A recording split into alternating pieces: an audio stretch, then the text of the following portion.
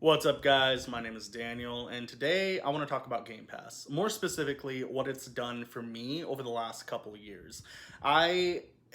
Before any of this, as a quick recap, as you can see behind me, I'm just a huge PlayStation fan. Like, that's been my shtick. I grew up with Nintendo. Around teenage years, I got into PlayStation, and it wasn't until recently with the Series S that I was able to jump into Xbox and see everything that the Xbox ecosystem had to offer. And over the last couple years, it has been kind of a roller coaster. I've gone back and forth with the Xbox consoles themselves. I ended up selling Series S, because I got the Series X, and then I bought another one for my now wife, and then we sold that one, and then I bought another one because I wanted one for the bedroom, and then I got another Series X because I had sold a Series X. I went back and forth with the Xbox, but one thing that stayed consistent was my subscription to Game Pass. And one of the many reasons is because you don't need an Xbox to enjoy what Game Pass has to offer. If you subscribe to Game Pass Ultimate, you do get access to cloud streaming. And one of the devices that I've used over the years with specifically my iPhone is this. This is the Backbone controller. And what this allows me to do is, my phone slips right into here, connects via the Lightning port, and it allows me to just play my Xbox games. The phone and the Game Pass web app that I have to use detects this perfectly fine as a controller, and it works flawlessly. Now, besides some, input issues here and there, maybe a little lag in areas that I didn't have the best Wi-Fi, as a truck driver, right, I am constantly having downtime here and there, and having to fill that time with some gaming is beneficial to me because it kind of lets me escape from the road and escape from, the hassles of being a truck driver. And while I do have a Nintendo Switch, there's only one place to play Forza Horizon or one place to play some Gears of War. So even though I've gone back and forth between the Xbox console itself, 2 years later, more or less, where I am now is I have an Xbox Series X in my living room to play those games that require or benefit from the higher fidelity and 4K resolution. I have the Xbox Series S at my desk, so when I'm done editing a video or done with a Zoom call or whatever the case may be, I can just turn on the Xbox and get into a game of Warzone or Rocket League, for example. But with all that out of the way, some of the things that Game Pass specifically has done for me is it has brought a lot of games to my attention that I, in a million years, would have never even looked at if I was looking, going through GameStop or Walmart or whatever the case may be. As a matter of fact, just browsing the PlayStation Store, right? There's a lot of games that are on Game Pass that are also on PlayStation, but it's so hard to see them. Unless you know the name of the game that you're looking for, you'll never come across those titles that get added to Game Pass. Mostly indie games and, just smaller niche titles that are really fun. One title that I can think of specifically super recently was, in fact, Tunic. I know that game's been out for a while on PC, Switch, everywhere, but until it had hit Game Pass, I had no idea what it was, and I had just recently started getting into The Legend of Zelda, so to have this Souls-like, Zelda-esque experience, it was honestly such a blast playing through that. Now, real quick, I will address the elephant in the room. Xbox has no exclusives at the moment. I mean, we've gotten a few titles here and there. Hi-Fi Rush has been a lot of fun, as well as High on Life. I know that beautiful game, like the comedy.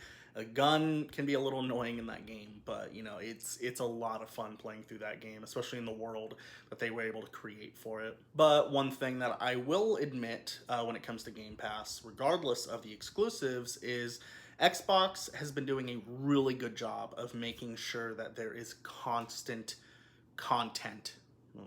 Weird to say at first. We've been seeing some big hit titles on there, such as Lego Star Wars, the Skywalker Saga. As a matter of fact, I did pick up, I don't know if you can see it, but I got the deluxe edition for the PS5, but I actually ended up playing more of the game on the Xbox for some reason. Probably because I buy my PlayStation games physically, and having the convenience of just being able to just boot up this game on the Xbox without having to get up and pop a disc in or whatever. Playing through something like Hogwarts Legacy, right? I'm constant. That game hasn't even left my PlayStation because it's just easier for me to pop the game in one time and then leave it there. You know what I mean? So it really becomes a situation where, as a PlayStation gamer, or specifically a disc-based gamer, you end up kind of just committing to one game the same way you do with a movie if you were to pick up a DVD or a Blu-ray versus opening Netflix or Disney Plus. And I think that does lead me into the few cons that I do have with Xbox Game Pass. Ultimately, see what I did there? Fuck.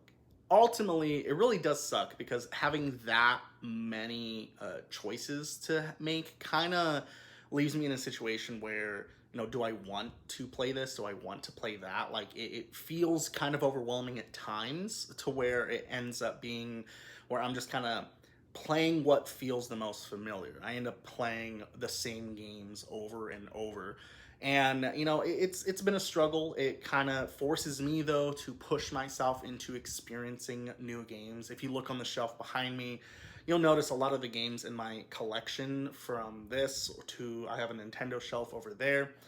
They're all like the big hitting titles that you would expect, right? Your Marios, your Pokemons, your God of Wars, your Jak and Dax, or stuff like that, right? So with Xbox, it's pushed me into a situation where not only do I get to play those big AAA games from the years past, from Xbox One, Xbox 360, and even some original Xbox titles, but it allows me to experiment with games that I have never heard of, games that I've always wanted to try but never really got around to purchasing, or just always seems too expensive, or there was always just something better seemingly right on the store shelf right next to it. So when it comes to my overall experience with Game Pass Ultimate, kind of 2 years later, I guess, it's one of those things where, like, I love it to death. Like, I genuinely believe Game Pass is an amazing thing. So much so that I've sold a couple of my friends recently on PlayStation Plus Premium, which isn't the exact same thing apart from like the